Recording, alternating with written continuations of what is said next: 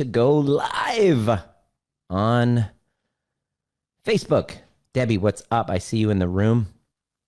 We are live now. What is up? I am doing something for the very, very first time.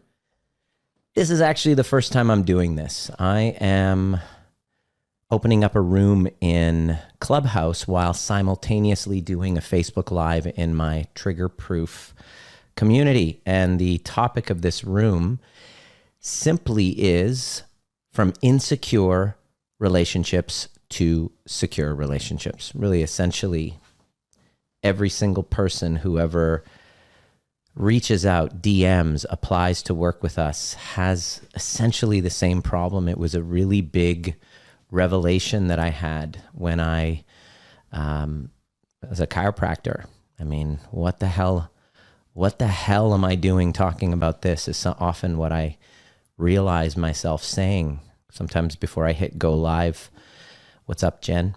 It's really interesting now that I'm talking about this. 5 years ago, 10 years ago, actually, if you told me that I was talking about this very thing right now, that I would be teaching people and guiding people to create more secure relationships in their lives, I would have thought, what the hell? Why are you doing this? Like, what gives you the right? What's up, Karen?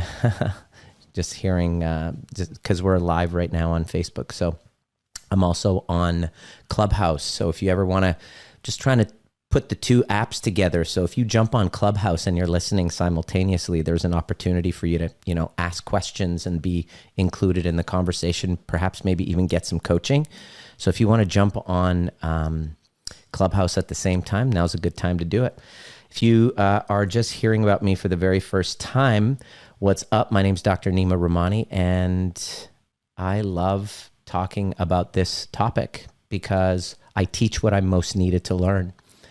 My specialty is in helping sick people get well, helping people get alleviate their physical suffering. As a chiropractor of 20 years, people came in with jaw pain, neck pain, headaches, digestive issues, and I love working, with their spine and their nervous system to be able to create a sense of relaxation where they at one point had tension, and this restriction in movement, this restriction in kind of flow of the nervous system creates states of dis-ease that if allowed to prolong, then people get dizzies. And so I just thought, this is such a cool profession, and within 10 years of doing it, I realized that most people are coming in to see me because of stress-related problems.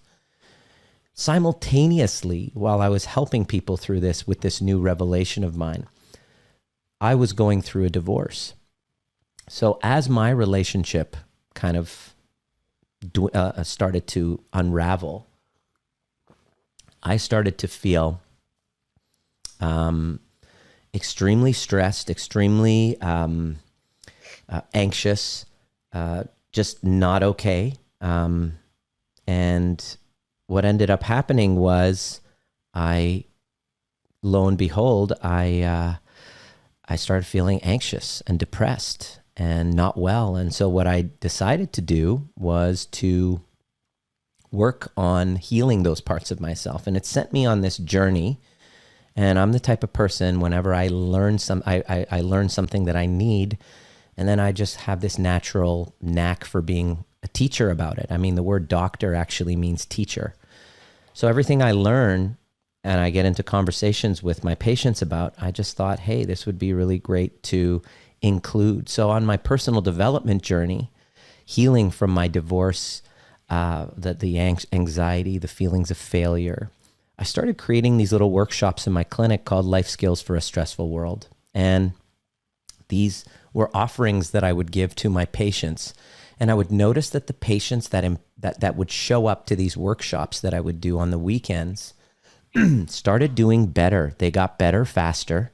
They stayed better longer. They're I just had a deeper intimacy with them. I enjoyed working with those people. And slowly my desire in my practice went from trying to go, wide with my clientele I wanted to have fewer clientele and go deeper. I don't know. That was just part of my own maturity. Before, it was all about numbers for me. And as I got older and wiser, I was like, I want quality over quantity. You know what I'm talking about if you've ever been in that situation. So slowly I started to adapt my offering to start to do more of these workshops in my office. And I just found myself craving being up there, not just because I love the attention. I mean, let's face it, who doesn't love the attention of people really loving your content and wanting to listen more and be curious of what you're saying? I absolutely love that. That does kind of cater to the wounded child inside of me that didn't feel seen and heard by his parents. So I'm not going to pretend that that's not there. However, I just felt like I love who I became when I was teaching people about the why behind the choices that they're making. Because ultimately, what I really was trying to instill on my clients is, excuse me, just coming down from a cold. Got my COVID test. It was negative, so it was interesting. Got nose raped yesterday. Wow, I'm still recovering from it. So if you hear some sniffles and stuff, that's what's up. And what I was discovering is that the deeper that I went with my own development, it shifted, and whatever I learned to help myself on that path was the thing that I would integrate and then offer to my patients, to the point where after about 5 to 8 years of doing that, I started realizing that I just wanted to be teaching, and I could easily do the chiropractic stuff. I could send it off and have other associates do it, but I really wanted to teach people how to heal their relationship dynamics. So lo and behold, interestingly enough, I was going through one relationship after another after my divorce, and I didn't know that it was an avoidant attachment style that I was living. I just thought, I don't want to commit again. I tried the marriage thing, didn't work for me. I thought I would, I just couldn't handle it when things kind of ruptured after 3 years of our marriage, with my ex-wife and I just felt this kind of abandonment even within the relationship.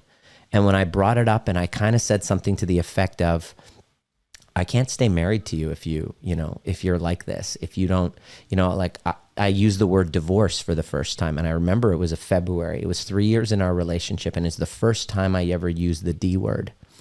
And I was saying that. I look back now and I said, when I threatened divorce, I was saying it because I wanted I wanted my wife to go, oh my gosh, you want to divorce? Like, don't say that. I'm willing to do whatever it takes to reconnect whatever's missing. That was my real intention when I said it. It wasn't because I wanted a divorce. I was saying it because I didn't know then what I know now. I was saying it in a form of, I was saying it like, can you just step up and give me what I fucking want? I look back and I'm just like, gee, no wonder why it didn't work. Because now what I know now is she went through a trauma response based on the fact that her father left her mother at the age of 1. For me to use the word, and her biggest fear was divorce, for me to use the word divorce, it didn't open her up at all. It actually shut her right down. And she went into what I know now to be a freeze response, where she dissociated. And for months, I was wanting connection, and we would try, but I just felt a numbness from her. I'd be like, what's the matter? And then my anxious, kind of like my abandonment wounds would show up. And then I would fight, and I'd make the excuse. I'd say, I've given you a great life.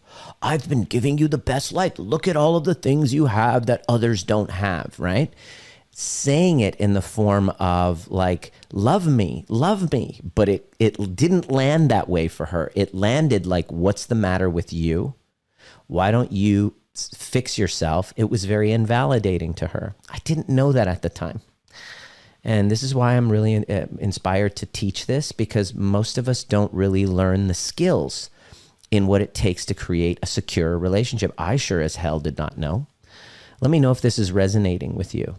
Definitely let me know if this is resonating with you. And so I didn't realize it then, but that set me on a trail of one relationship after another. I think last time I counted was like 9 to 11. I don't know. I lost count after 11, and it's kind of embarrassed about it, but that's what it was until I had a major blowout with a relationship where the police were actually involved.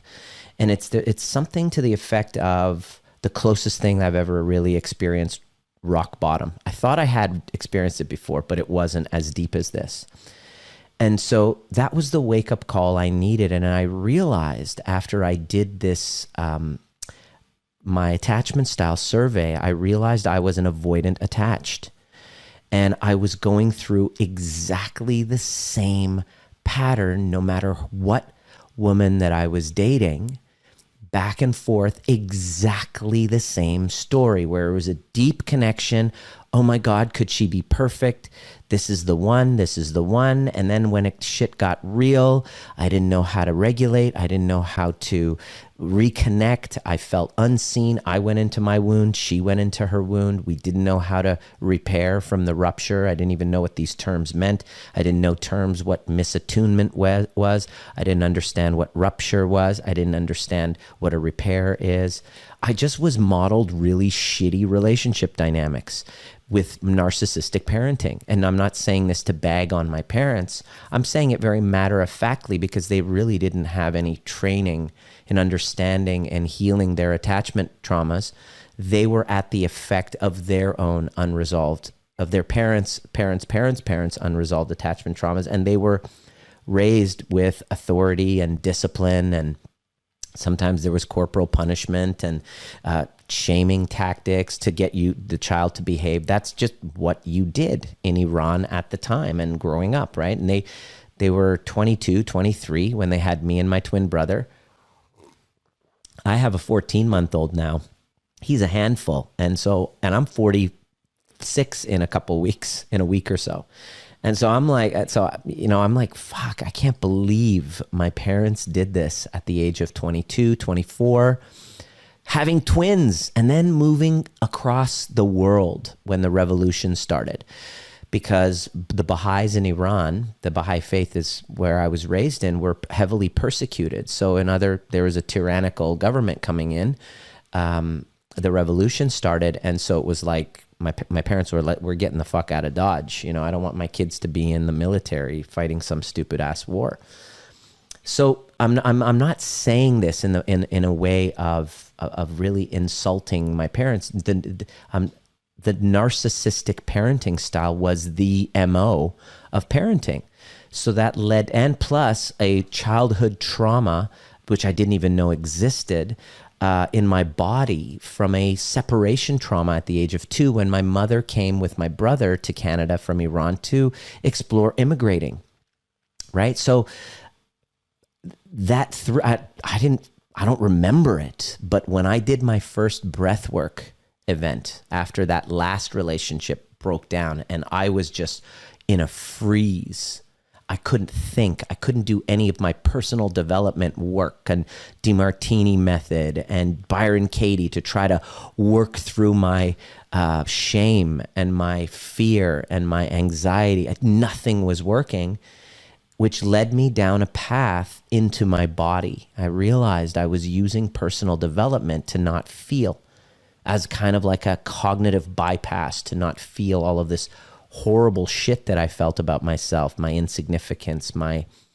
you name it, not enoughness and all of that. So down this rabbit hole I go, and I realized that in my first breathwork session, they call it rebirthing for a reason. I went in and I discovered the root cause of my insecure attachments. And I didn't even know it. There's no way I could have talked about it because I didn't even remember, but it came out during my first breathwork session. By the way, that's my son, Dominic, if you can hear him right now. During my first breathwork session, I re-experienced the trauma of delivery. I'm a twin, and I saw and I felt, I didn't just see, I felt kind of like as the brain waves slow down and you relax, I felt my birth experience again. And here I am with my brother, and my brother leaves first. And because he was born first, I was born 5 minutes later. And I remember that experience, and I started saying this out loud, and I think I was screaming. I was doing this in a room full of other people in a conscious relationships training that I was doing live at the time. And I just started wailing, screaming, I'm so scared of being alone. I'm so scared of being alone. I'm so scared of being alone. And I just started, and all of a sudden after that was done, I got up and I'm like, whew, well, that fucking explains my choices in relationships. And I didn't understand what insecure relationship attachments actually were. And then I realized that there was nothing wrong with me, that I actually have what's called an avoidant pattern, where I have a craving for connection, but when intimacy comes up, all of a sudden I feel like it's going to be taken away, kind of like what I felt like when I was 2 years old. And when I was 2 years old and I dissociated from my mother who left, and I was, alone with being raised by my grandparents for 3 months. That separation is a trauma with a small t on a child. And that's where our insecure attachments come from. And if you're hearing this for the very first time, you don't understand what they are secure, insecure attachment dynamics, relational dynamics. It's just a guideline. It's not the end all and be all. It's not a diagnosis. It's not written in stone. It doesn't matter so much in the big picture. It's just a starting point. And when I saw and understood my attachment style, I started putting the pieces of my insecure attachments kind of together as the foundation for my journey up the mountain to do what I thought would be pretty impossible, which is to get married again. I thought I would never get married and have a kid. There's no way I would ever have a kid. That's just not me. People would say, Nima's not ready to have a kid. I'm like, nah, it's not for me. It turns out my insecure attachments were part of why I couldn't have relationships that worked. I was preoccupied with the many rather than being able to create intimacy with the one. I was never, you can hear Dominic in the background, I was never ready to be a dad. Hell no. I'd be like, I was terrified of it, And now I am so, I don't know what the word is. I'm so inspired by that. And so I really wanted to share the kind of fundamentals that I went through in order to go from insecure, avoidant to a secure attachment. First of all, if you don't know what your attachment style is, send me a DM and I'll get you the link for my attachment style quiz. And again, it's a guide. It's not a diagnosis. It's not written in stone. And what I'm telling you now is that you can change it if you if you realize that it's a starting point. And even if you have secure relationship right now, that can change because you're not a static, being. You are a dynamic process that with a nervous system that's being at the effect of your external world in every moment. And given the state, depending on the state of your nervous system, you could get triggered into an old wound and go into what we call sympathetic dominant. And then all of a sudden, boom, you don't feel safe. Then that's going to spill over into our relationships. And so the first real thing I want to get you to understand is if you healthy relationships and healthy relationships attachments all come from my ability to be able to regulate my own anxiety whenever it comes up, whenever it gets triggered. That's why I have a show. That's why I have a Facebook community called Trigger Proof, because that's really what it's all about. I realized it's not about finding a secure relationship. I had to become secure in my own body. And that's really what it's about. It all comes down to this. To go from insecure to secure, it's not something that we will achieve by looking outside of us. It comes from the creation of a secure relationship within ourselves. And that's really what it's about.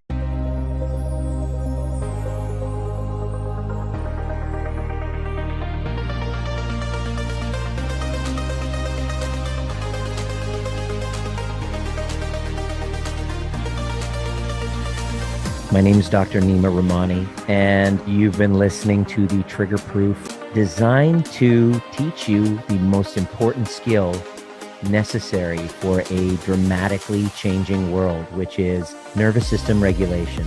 And becoming trigger proof doesn't mean trigger less. It means learning how to regulate ourselves to bring us back to center so that we can then be governed by our purpose rather than from our wounds. Anytime there's reactivity, there's a wound. And if you're curious and inspired to learn more, join us at Breathwork and Badassery or the Overview experience.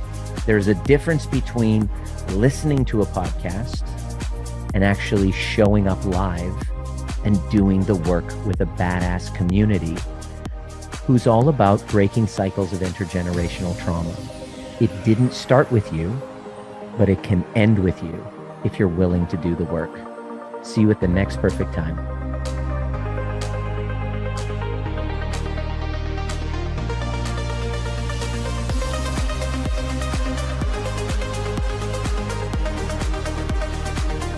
And so I'm going to invite anybody who would like to come up, just putting up your hand and you want to share, or you have a question. This would be a great time because I'm going to go over kind of the 5 fundamentals that I had to go through in order to go from insecure avoidant to a secure relationship. And the cool part about it is it's not just insecure relationships, just with romantic or love relationships. No.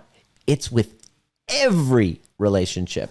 The gift of doing the inner work is that every single relationship transforms. The biggest one that I noticed shifting was my relationship with men.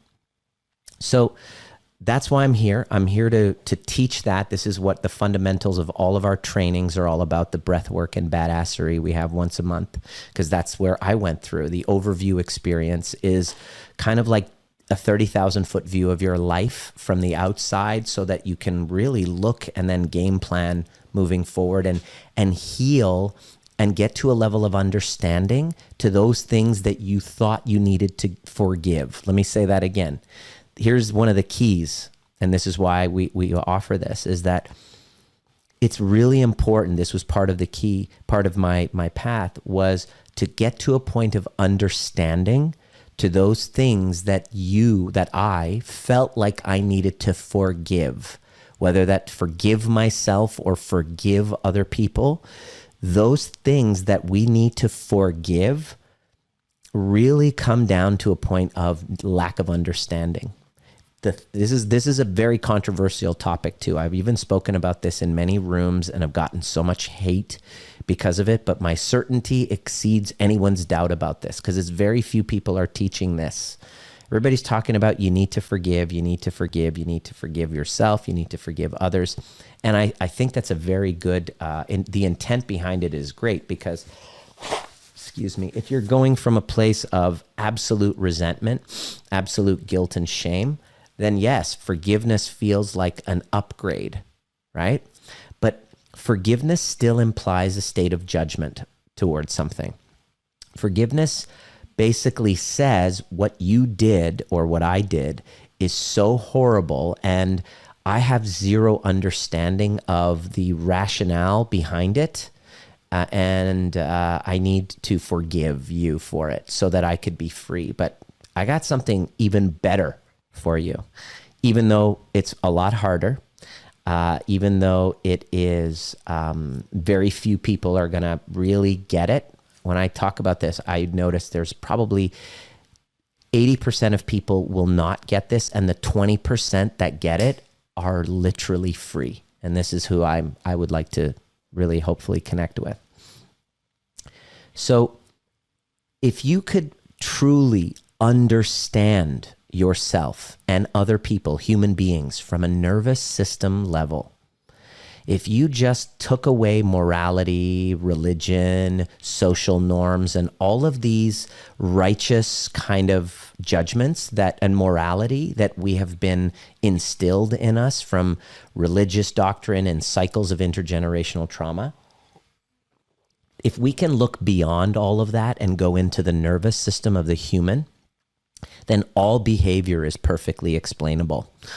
I'm not saying it's excusable and justifiable. No, I'm not making a moral statement, but even something as horrendous to people as pedophilia, murder, that say, from a nervous system standpoint, I completely understand it. Am I saying that I condone it? No, I really want to make the distinction. This is not a question of morality. And to heal our traumas, I'm going to say something very controversial, and that is that we must get out of the lens of morality and righteousness and good and bad, and we got to start to look at people with the lens of the nervous system. Because when you do that, what happens is every behavior that you do to me or I do through the lens of the nervous system is perfectly explainable. If you understand the states of your nervous system, if you understand how to regulate yourself, if you understand attachment distress responses when we get triggered and how we regress to these childhood behavioral adaptations, and then, or we become like the wounded child or the adapted adolescent, then every behavior is understandable. And when I can understand your behavior towards me, then I see the innocence of your behavior, whatever it is. I'm not justifying and condoning crimes and, abusing children and all that. I'm not saying that. I'm saying when you understand, when a person has had their innocence taken away at a young age. Like, let me give you an example. A classic example is R. Kelly. I mean, I watched that documentary. Holy fuck. Like, he's literally on the spectrum, narcissistic, whatever. Yeah, he's there, right? But then when you really look at him, I'm not saying what he did was okay by any stretch of the imagination, but when you look back on his history, I'm like, oh, okay. Yeah, that makes sense. He was abused several times. He had his innocence taken away, right? And so when a human being, for example, and I'm just throwing out this example just so that you can see that through the lens of the nervous system, anything can be understood. And that's the key to forgiveness. That's the key. Because when you understand somebody, you realize, you don't need to forgive them in order for you to be okay, But I get why you want to do it, but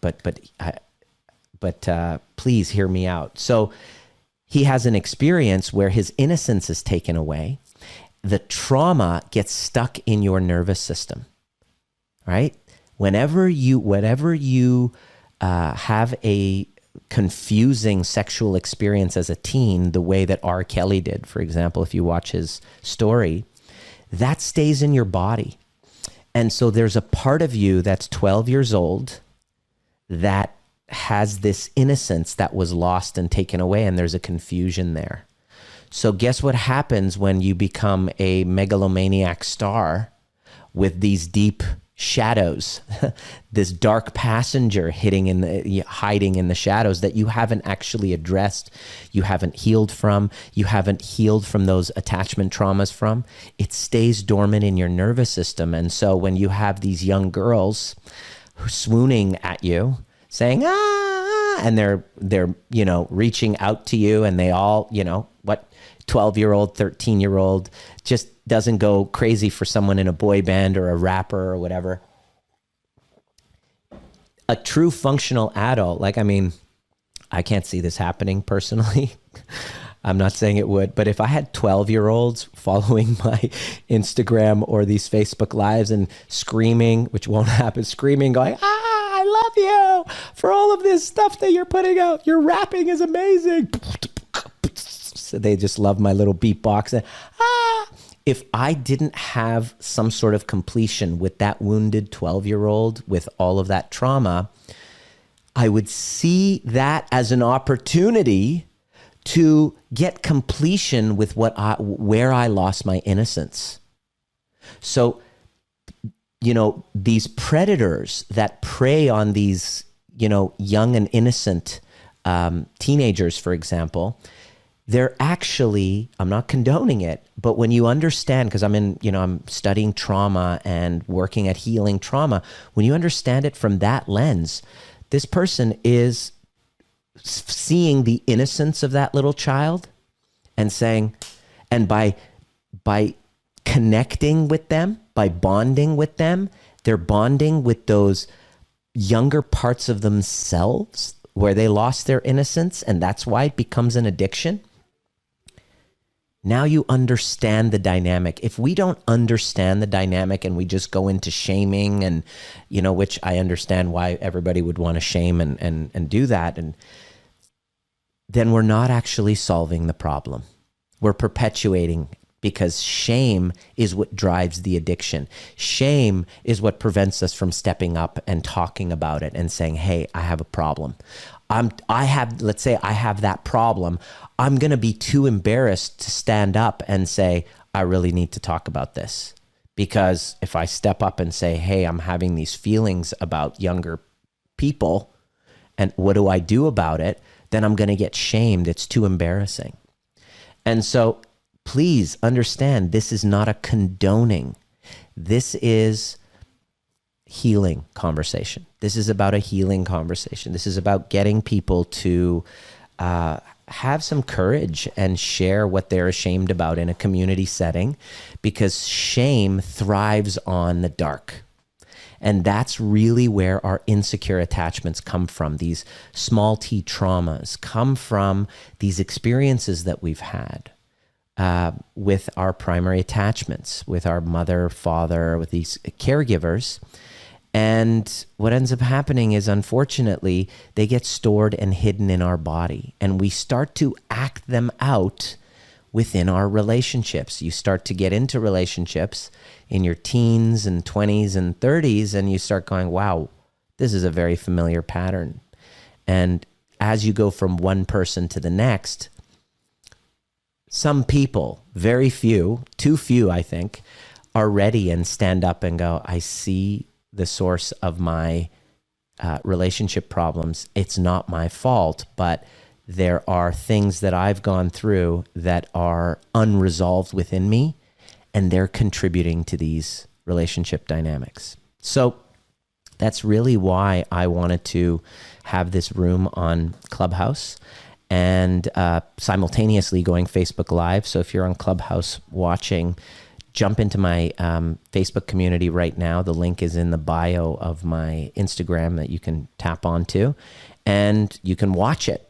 And I'm also going to give a chance for anybody who's in the room to jump on and ask a question. Just raise your hand. I don't know if I'm able to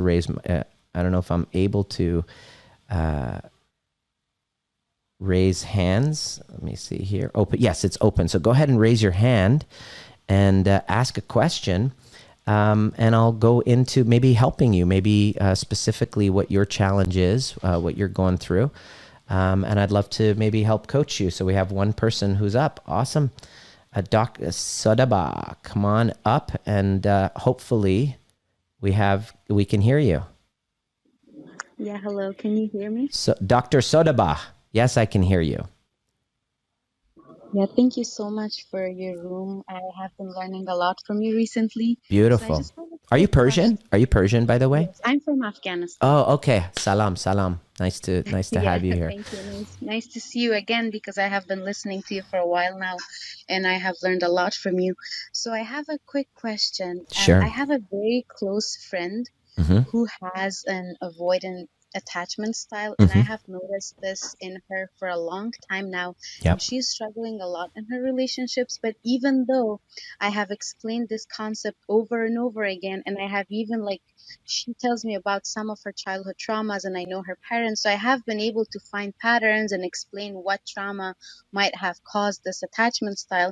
I have explained everything to her, and I get a sense that she understands it subconsciously, Mm-hmm. or I don't know, but I get a sense that she understands the full picture, but she's still denying it, and she has decided not to do anything about it. Yeah. So to me, she says there's no problems with me. This is completely normal.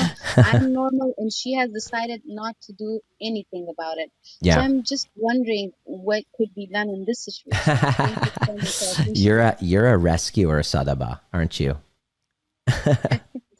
Yeah. Of course, you're a doctor. Most people who become doctors are rescuers, and I can really see how important it is for you to help her, and she just can't see it, right? First question I have: if somebody who's on Facebook Live and you can hear, were you able to hear Sadaba? Sudaba, I'm not sure. If you can write in the chat box on Facebook, I would love to, on the Facebook Live, I'd love to know, because I want to make sure that the audience on Facebook Live could hear Sodaba's question so that I can respond, because this is a very common thing. Essentially, it's like I have this friend who's going through these problems, and it's clear. I just see it like right in front of my fucking face. I could just see it. I just wish she would just see that it's her attachment wounds and she should deal with it, but she's in denial. She doesn't want to do anything about it. And do I have it right? Yes. And your question was, what do we do in this situation? So I'm going to give you the short answer, and then I'm going to give you the long answer. Are you ready? So here's my first question. Okay, so I'm going to explain this to you. Actually, I'm going to ask you a couple. Do you mind if I ask you a couple personal questions before I go into the answer? Sure, no problem. Okay, so Sodaba, when you're trying to help this friend, it's somebody who you really care about, isn't it? Yes. Okay. So the fact that she's not doing something about this, and this is going to be a weird question, and you're going to it's going to be weird, and you might try to duck and hide from it, but I'm going to encourage you to go deeper. What are you making that mean about you, that she's not doing something about it? I think I understand where you're getting. No. Don't try to. I knew you would do this. I was like, she's going to try to just go with me here. Just go with me here. If you please do. Please. I'm requesting you lend us your nervous system. Yeah, so because to me, I realized a long time ago that I used to have anxious attachment style, and I know that it's related because I think ultimately everything about the outer world and our relationships is about us. Right. So, Exactly. yeah, So thank you. can you answer my question now? Thanks for that, by the way. I appreciate that. And can you answer my question now? How old do you what are you making that mean about you, that she's not doing something about it? So I think in a way it makes me feel like I'm trying to have this connection, but it's just not happening. Right. And she's Or not, I'm and losing this her connection. not, stepping up and fixing this problem is meaning what about you? That you're what? That because she's doing that, what are you making that mean about you? I might have a difficult time having the right term for it, but I think I Try. understand what it is, but I just don't have the right term. So if you give me some Okay. options, I can It's pick one. it's usually, this is, by the way, this is what I teach. This is the art of becoming trigger proof, right? So the question you want to ask is, what am I making this mean about me? She's doing so and so, or not stepping up, so that means that I am what? I am what? Finish the sentence. Go into your body and go, I am what? She's behaving the way she is. She's not stepping up to heal this. And this is triggering me enough that I'm going to come to a Clubhouse room and ask this question. So it's bothering me because Yes, I'm all making of it this mean makes that I so am much what? sense. Yeah, I am what? I mean, one could argue that it might mean that I'm not lovable. Bingo. There you go. So I'm not lovable. So there you are. That's all I wanted to know. So here's the other that's all I wanted to know. By the way, when people start this deep inner work, there's just as much resistance as that. As you practice the skills of taking your triggers and learning and unpacking them, you're able to catch that and autonomically regulate. Why do I talk about that? Why is that so important?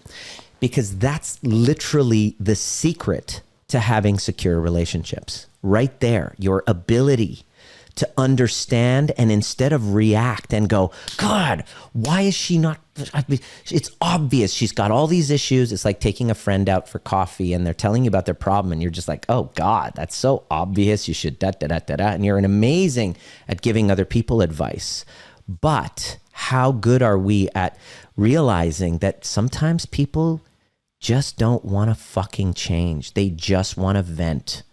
And this is what I realize about this and Clubhouse too. I mean, I like the conversation, so I do like, spending my time and donating my time and raising awareness, because there's one out of a few people that are like, yeah, I'm ready to do something about it. So most people that come on Clubhouse talking about their problems don't really want to change anything. Sodaba. They don't. And it's sad because you see them suffering and you're like, you see it, right? And you're like, okay, so why don't you do something about it? They won't. They're like, no, I don't have a problem. I'm in denial. I don't really want to face my shadows. We don't want to face our fucking shadows. Look how difficult it was for you, just for me to ask you those. And I did that on purpose because I knew that we would come around to this. Is see how uncomfortable it was for me to hold a mirror to you and go, hey, look, there's a part of you that was resisting and you're like, I don't, listen, let's just talk about something else because I don't want to look at my own shit. Well, exactly. We don't want to face our shadows. This work, the work, healing work is much like weight loss. People they say they want to lose weight, but when they see what's involved, which is saying no to the cookies, getting up at 6 a.m. and moving their body, sleeping more and taking care of themselves and saying no to certain foods, that's when people are like, all right, peace out. I'm not doing it. So the first part of the answer is, what do you do when you ask, because you asked a specific question, what do you do for something like that? The first thing I would do is I would realize that they don't actually want to change. The time that people actually take on their healing work is what drove me to it is hitting rock bottom. Like, you gotta let them hit a point, and it's hard when they're your friend. You gotta let them you gotta just, what I would say is like, as they're telling you stuff is, that's really difficult. How can I help? How can I help support you? What can I do for you? And number one, realize that they don't want the fucking help. If they did, they would be like, I'm ready. This is when I can tell, I get about 20, 30 emails a day, and we have about 50 applicants to work with us every month. And everybody loves telling their story. And I can literally see from the DMs who the people are that are actually serious about it changing. Most people just want to be heard, and that's okay, right? They just want to be heard. They don't want change. People will DM me, can I just get on a call with you just for a few minutes? I just want to tell you my story. And I'm like, fuck no, because you just want to emotionally dump, exhaust me, and then you want to do nothing about it. And so I had to create boundaries around that. It was difficult for me, but that's been a part of my game now, is that I only want to talk to those now that are actually serious about doing their own work. And so what do you do about that, Sodaba? There's two things happening. Number one, her not doing anything based on your recommendations and just ignoring it and being in denial is bringing up a transference within you. There's an unlovability. And I asked you this earlier. I said, what are you making that mean about you? You said, I guess you were kind of like, when your response, based on the sound of your voice, I knew you didn't want to be kind of put on the spot. So there was a little bit of a block I could feel in your throat that you weren't really letting yourself go into that, which is completely understandable because I totally fucking threw you on the spot there. But there's a I'm unlovable part of you, of a younger part of you that doesn't feel heard. And that's step one. The second part is for you to,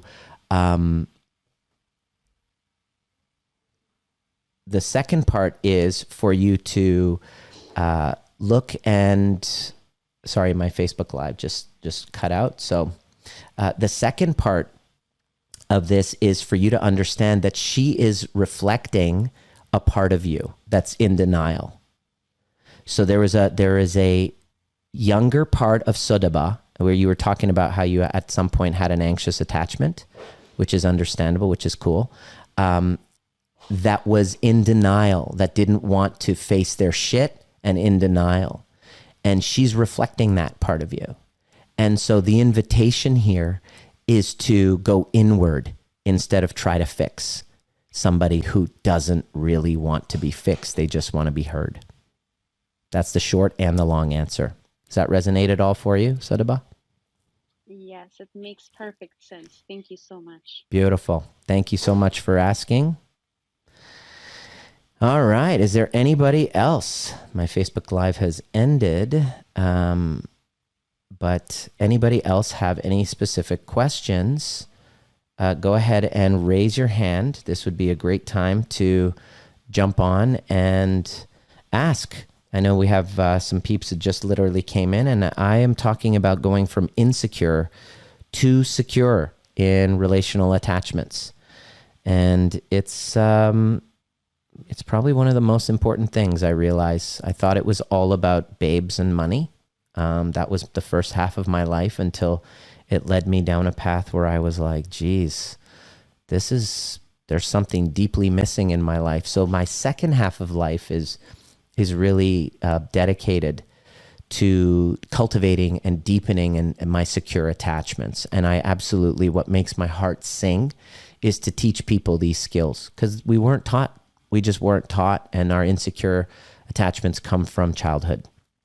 And we get them triggered, as Sodaba was giving that example earlier.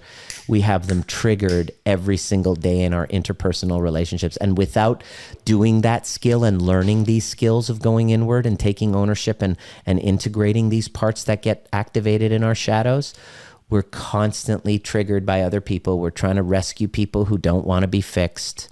We're trying to attach to people who aren't really all in. We get treated by other people the same way that we're treating ourselves. And we're always looking outside of us for answers. And so this type of work I call becoming trigger proof is really about going inward and mastering this. It's like surfing. You can learn through practice. And this is really what all of my offerings are aiming for. And today, for example, we have a group training in my community. We're going to be talking about rejection. So there's something really amazing to be said about being in a group of people being in a community of people who, who are sharing their internal experience so that you know that you're not alone. And we are actually doing the work, meaning we're working at what is the work? The work is a series of neural exercises to expand your capacity in your nervous system, to expand your resilience for things like rejection, for things like abandonment, for things like self-doubt. And so instead of doing, positive enlightenment kind of spiritual bypassing type of stuff, which is all about love and light, we become more resilient when we go the opposite way and go into our darkness. And very few people venture there because it's scary. But there's a freedom that comes from doing that. And the ultimate freedom is when the voice and the vision on the inside of us becomes louder and more profound than opinions on the outside. That becomes the path to mastery. And when you have that, every relationship becomes more secure. because the relationship with ourselves becomes more secure. We feel safer in our own body. We feel open to tell the truth. We don't have to hide our truth from anybody. And so that's really what I love chatting about. Is there anybody in the room here? I know this was kind of, I'm just tinkering with this, and I'm in the Brain Care Club, and this is my first room by myself, so I think I didn't do it right. But anybody have any questions? I'd love for you to just go ahead and raise your hand. Sodaba had a great question, which the answer that she got wasn't what she was hoping for. She actually asked the questions so that I can say, yeah, try telling her this, and none of what I teach is about trying to change other people. I teach shadow integrative work, dealing with the darker parts of ourselves, because everything that irritates, as Carl Jung says, everything that irritates us about others leads us to a greater understanding of ourselves. And I'm all about getting to a deeper understanding of myself using whatever's on the outside. And that's how I've been able to have a marriage that, is secure. And by secure, I mean, we're able to have really uncomfortable conversations with one another about how we're not meeting each other's needs, or how we're not getting our needs met. It doesn't mean like things are rosy all the time. It means we argue and then we repair. We have misattunement and then we work on, rebalancing. And so the second half of my life is completely dedicated to community and teaching people how to have healthy, secure attachments, because your health depends on it. Your wealth depends on it. Your feeling of worthiness depends on it. The quality of your life completely depends on the secure attachment you have or don't have within yourself. So I'm going to give an opportunity over the next minute or so for anybody else to ask a question before we jump off. If you're not already a member of the Trigger Proof community, jump in right away and join us, and let me know what you thought of this broadcast. Oh, we have another one here. Christine LaRose. Christine LaRose, come on up. Welcome. Hi, Dr. Nima. Hello. Nice to have you here. So this is my first time actually speaking on a Clubhouse. I've been a kind of a creeper for a little minute. So Oh, yeah. Are you nervous? it's my first time. A little bit. Okay, cool. You're in the right place. What can I help you with? So I'm recently going through a separation with my husband, which kind of like hit me off track, like way out of left field. You didn't expect it. You didn't see it coming. No, I did not see it coming. Yeah, that sucks. I, had one experience and he had another experience, but I'm learning, I guess, through watching in the Trigger Proof community that I have an anxious attachment style, and my husband is more avoidant. So he's able to hide those things because he's avoidant, and I'm able to, try to I go into fight mode, like, okay, how do we fix this, and get past it so we can, be in a better space. So it's an interesting dynamic learning these things. I wish I would have known them, 7.5 years ago before I got married. Yeah. I wish I knew that before I got married too.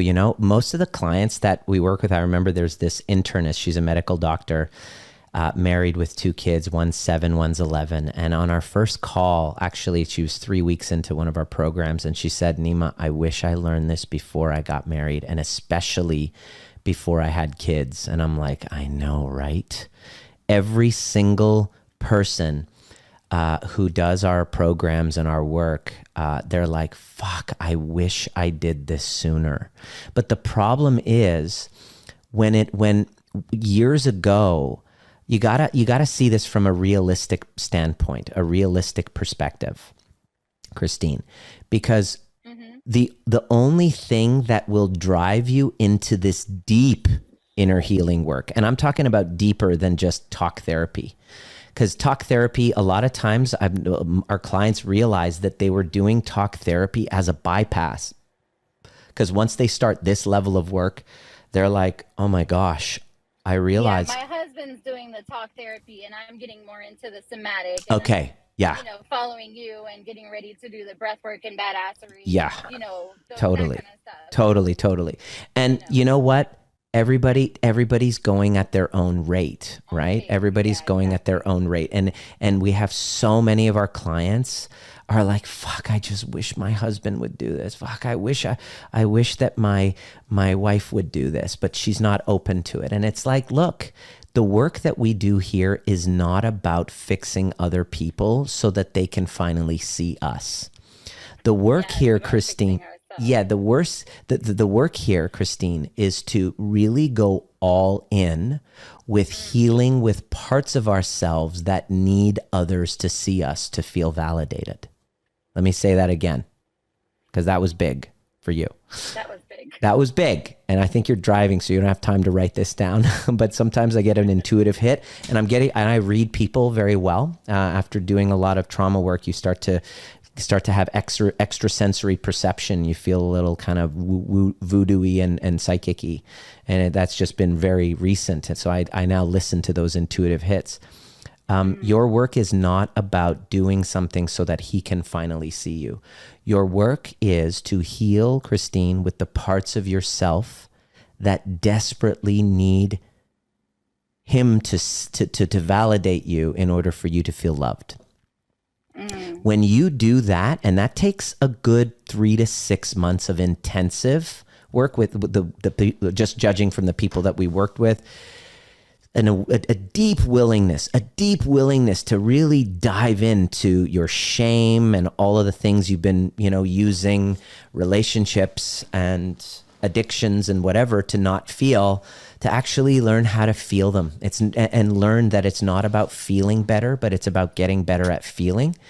And all of a sudden, when you do, Christine, your divine feminine comes out and your insecure attachment starts to fall away and you start to emotionally mature, and two things will happen.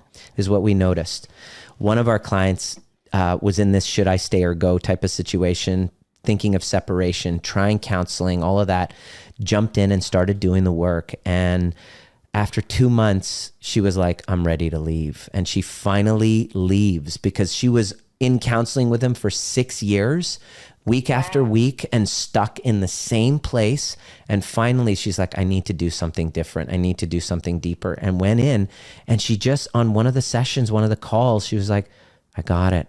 It was kind of like a moment where I'm no longer going to be treated in any other way than I'm not available to be treated anything other than superbly. And she finally, with an open heart, this is how you can tell. She did it with an open heart. She said, it's time for us to go. Because if you're like, fuck this, I'm leaving you, and you have a closed heart when you do it, that's the secret is you don't want to wait until you have a closed heart.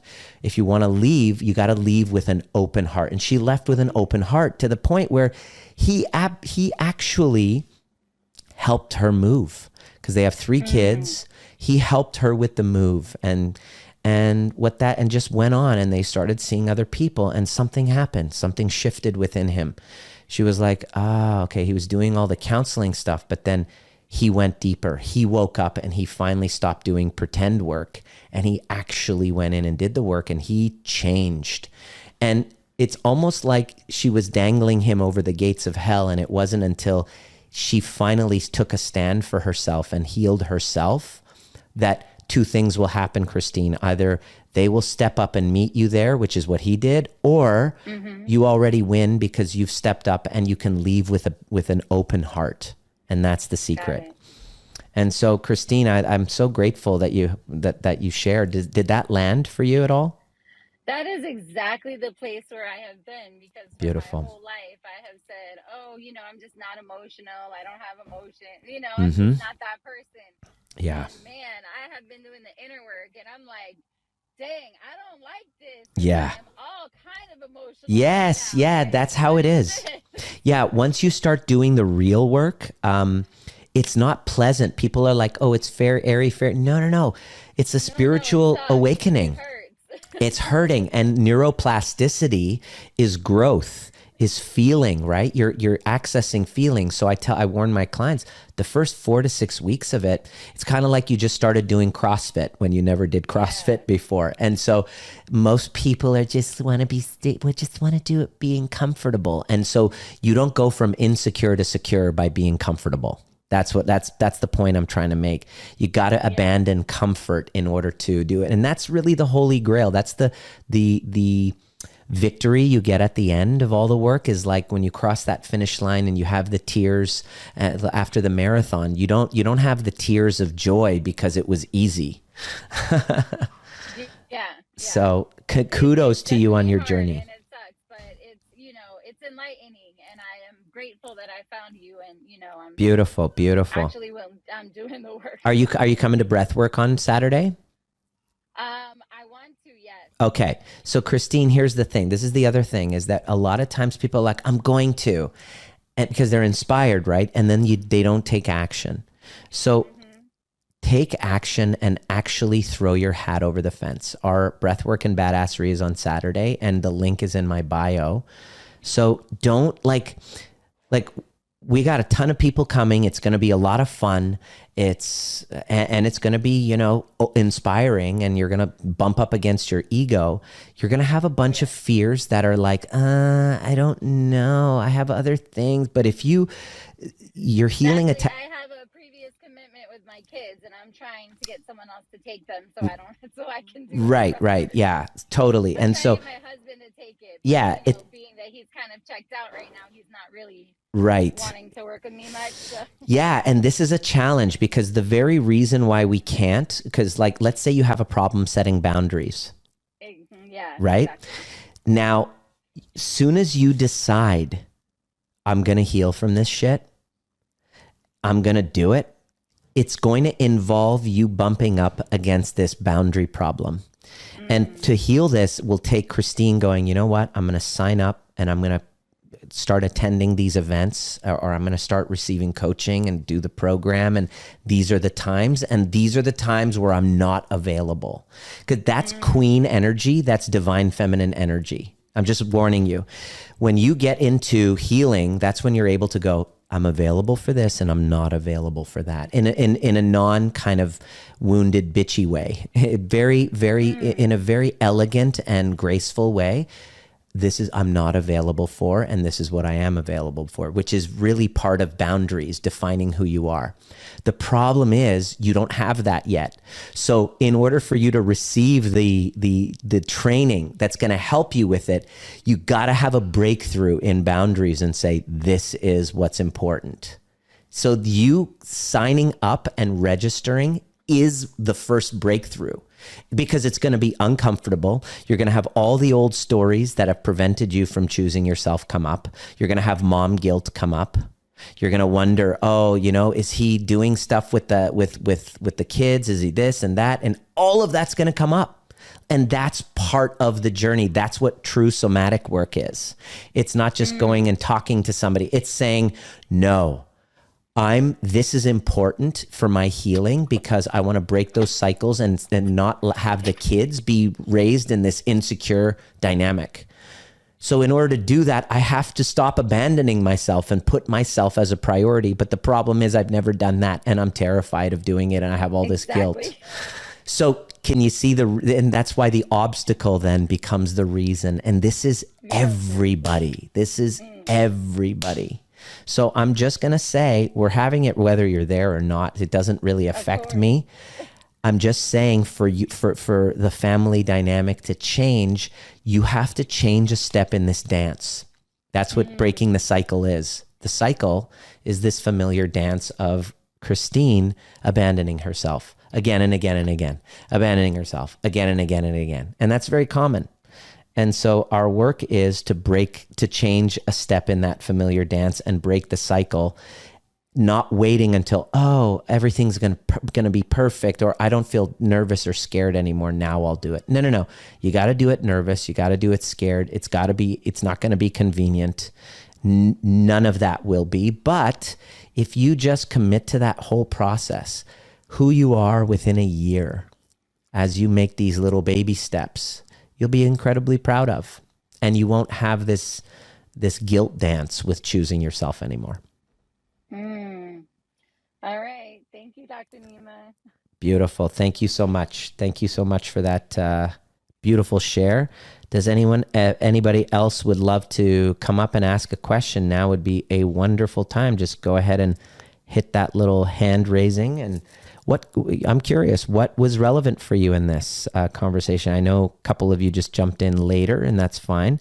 But what stood out the most? I'd love to hear it. I'm going to give you an opportunity to ask or even share on the Facebook community at the Trigger Proof Facebook group. I'd love to hear it. Gila. Awesome. We have another person. Gila. Is that Gila? Gila, what's up? Hi. Yeah, I love this topic. Sorry I jumped in a little later. No worries. I love coming into your guys' rooms. So I've been working a lot on my, codependency and relationship with my mom for years, since I figured that out. And Yep. So last week, this incident happened where, the majority of my life, I know there's these unspoken rules. And so every time I've tried to explain it to other people, this feeling of I can't, right? It's like I can't because my mom would react or respond in this way, Yeah. And it almost has felt like for a long time, like I've been trying to work through this like phenomenon, right? It's like, is it happening? Is it not happening? You try to explain it to folks and maybe it doesn't seem real. But last week I had this incident with my mom where she, for the first time, verbalized these expectations that I feel like, oh, wow, I have felt this my entire life. And this is the first time she has said the words. And it just felt really surreal. So what it was that my mom wanted me to do something that I couldn't do for her. And Right. I'm the parentified child, so I help her with everything. And Yeah. I'm first generation. And so there's all these layers to that. But so my mom asked me to do something. I was like, oh, Mom, like I won't be able to do it that day, but let me see if I could have one of my friends help me with that. And she completely flips out on me and she's just like, you're never there. I can never ask you for anything. Yeah. I have to ask you like a month in advance. Blah, blah, blah. So You're never first there for me. time, yeah, I had to stand up for myself. Like, I feel like I've stood up for myself in like subliminal ways. Yep. But never like, Never overtly, Yes. with your voice, right. which is why you're a vocalist. Yeah. Makes perfect sense. So this time I was like, Mom, like everything I do is for you. Like Yeah. everything I've been doing, like what I do, what I don't do, my decision, like I don't think she realized like how much of, my life is like determined by like her, And so then I told her, I said, I have to eventually like start doing things for myself, like things for my life, And so we had this conversation and so then what I was left with was like, what do I do now? Yeah. Because the moment felt like, okay, it's an empowering moment. But the next day I felt that guilt of Yes. like, Yeah. I was not a good daughter. Right. Type, So Yeah. speaking of attachment, I feel like I really am working towards healthy attachment. Yes. But how do you find that healthy place when the other person still has that Right. other level of attachment with you? Well, the thing is, first of all, like that's hard. Guilt is I want you to write this down. Guilt is the price of differentiation. Guilt is the cost of breaking the cycle. Right? And the feeling of guilt is what you've been trading in for resentment by not speaking up, by not using your voice, by not bringing to voice what you feel, right? So because you've suppressed that, there's been a resentment that's been building. And if you don't address it, this is how I got introduced into this work, is it creates illness. And so I started seeing people with illnesses come in, and unresolved anger or anger that you haven't been able to express turns into kind of like this fawning type of experience where you then will fawn with relationships with men. Can you see that? Okay. Yeah, So this is where it all, general. right, exactly. So this is where it all comes from, right? And so that's insidious. That is small t trauma, right? And so not being able to feel safe to say no, kind of like what you finally did, and then your mom loses her shit on you, then all of a sudden you regress back to this little girl. And because of the work that you've done, you stepped up and spoke up, right? and you feel proud of yourself. But then the next day, boom, what happens? Guilt. I'm a bad daughter, shame, all of this stuff. I failed. What a poor mom. Maybe I should fawn her again and let me see if I can kiss her ass and get in her good favor again. Yes? Okay. Yeah. Whole life. So yeah. So this is a cycle. And to break that cycle, we have to heal with those younger parts. How old do you feel when you feel this guilt for not fixing mom or saving mom? Right? And so our work is to heal that, because what's sad is not that you spoke up for yourself and gave yourself permission to have a voice and have preferences and have desires and have boundaries. That's not the problem. The problem is what you make that mean about you. So now you've now abandoned yourself as a result. And I don't blame you, because this is conditioned. This is something you've been doing since you were a little girl. So healing that is critical. What do you do the next day is there are practices, neural exercises you learn to reconnect with those parts. And I can already tell you've done a shit ton of work already. I mean, you help others, don't you, now with addictions. You're a counselor, you're a specialist. This is just a calling for you to go deeper, because we're all on a journey. It's not about self-improvement. It's just becoming aware of parts of you that need your attention. And so what do you do the next day? There are a series of exercises that when you do, help you reconnect with those parts. And then now what'll happen is you'll get triggered. You'll regress back to that little 7-year-old, but then the recovery becomes much faster. And you're going to be triggered again and again and again. The whole nature of this work is that we quicken the recovery. And that's really what it's about. That's what I love teaching. So finding a guide and a community to help you with that specific thing will only make you an even better counselor and a deeper vocalist too, because it's something magical happens when we heal our traumas is our art becomes so much more rich because we've integrated parts of ourselves. Well, thank you. I love it. The feedback is great, perfect. It resonates. Beautiful. Where I'm at. Awesome. And it's interesting that you said 7 because that is definitely the age for me. Well, I'm telling you, when I'm working with people, I just read into it and I just feel it and I'm just like, boom. And so I love, helping people reconnect with all of that. So that's really your work to do. And, if you ever, have any other questions or you need help or anything, make sure you reach out and DM and I'll be able to point you in the right direction. Yes, thank you. Yeah, I follow you on Instagram. Thank you. All right. Anyone else? That was lovely. Does anyone else have a question? I'd love to hear. Give a chance for one more.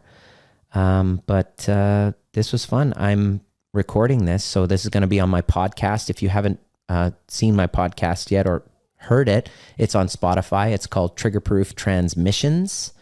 These are, my trainings that I do. I just hit that record button or go live button, and then I talk into the microphone and camera, and then I answer questions like I just did here. And always the answer to every question is to cultivate a deeper connection with yourself. And we can't do it alone, and no one can do it for us.